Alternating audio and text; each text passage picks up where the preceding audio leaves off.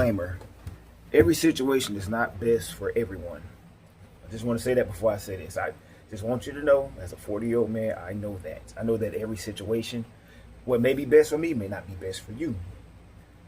But with that being said, I want to say my personal opinion is that, especially for, I'm going to say especially for black people because I'm black. So if you're white and you come on here, I don't want you to get offended. I'm saying based on my own personal experience.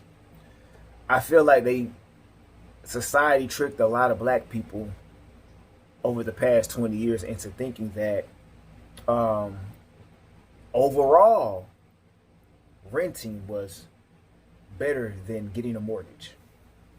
And they framed it as flexibility, less financial obligation, less property or less responsibility for personal property.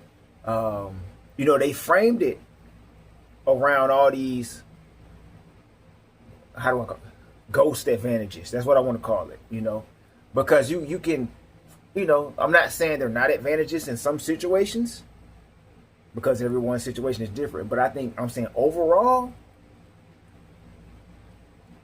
renting somewhere for 20 years will never beat paying a mortgage for 20 years. Because renting somewhere for 20 years will never build equity in that property you're renting. You get what I'm saying? So you can't resell a rented property. You can never pay it off. And I do know most of us will pay property taxes even on property we buy at some point. You still will pay property taxes for the rest of your life. Most of us, unless you have some kind of loophole. But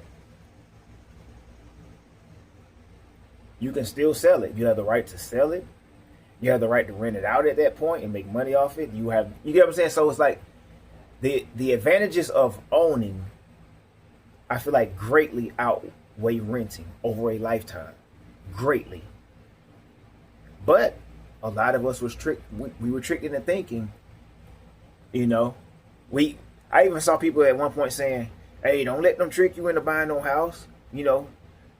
Society tells us that's what we're supposed to do. It ain't about what you're supposed to do because you need somewhere to live regardless. Why not own it? You get what I'm saying? So we were really tricked into thinking like, shit, I'm finna just rent, save this money on maintenance, this and that, and move around how I want to move, this and that. You do that for 20, 30 years, and at the end of 20, 30 years, you own nothing. You own nothing. All you have is the money if you saved any money.